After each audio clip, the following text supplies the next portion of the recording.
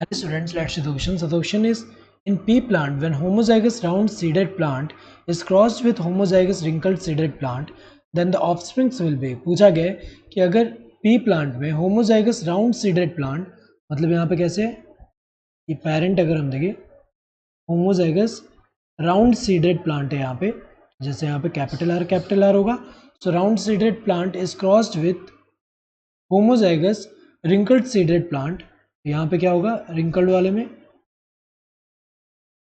Wrinkled के लिए small are. तो यहाँ पे पूछा गया कि ऑफस्प्रिंग के लिए इनमें से कौन सा करेक्ट दिया है. तो अगर हम देखें यहाँ पे, इससे जो गैमेट्स आएंगे वो क्या आएंगे, कैपिटल आर.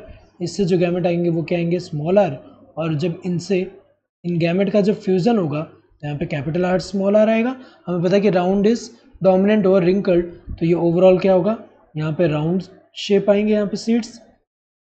अगर हम देखें यहाँ पे, ये जो प्रोजेनी होगा F1 प्रोजेनी, इसमें सारे के सारे क्या होंगे, राउंड होंगे. तो यहाँ जो है स्टार्च ग्रेन साइज के बेसिस पे पूछा गया है यहाँ पे.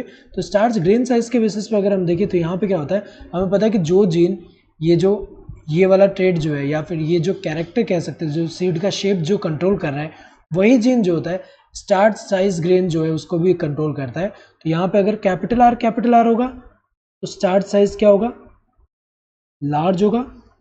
And capital R small R होगा तो स्टार्च साइज अगर हम देखें, स्टार्च ग्रेन का साइज जो होगा वो क्या होगा, मीडियम या फिर कह सकते हैं इंटरमीडिएट. स्मॉल आर होगा तो यहाँ पे क्या होगा, ये जो है यहाँ पे ये स्मॉल साइज के होंगे स्टार्च ग्रेन्स.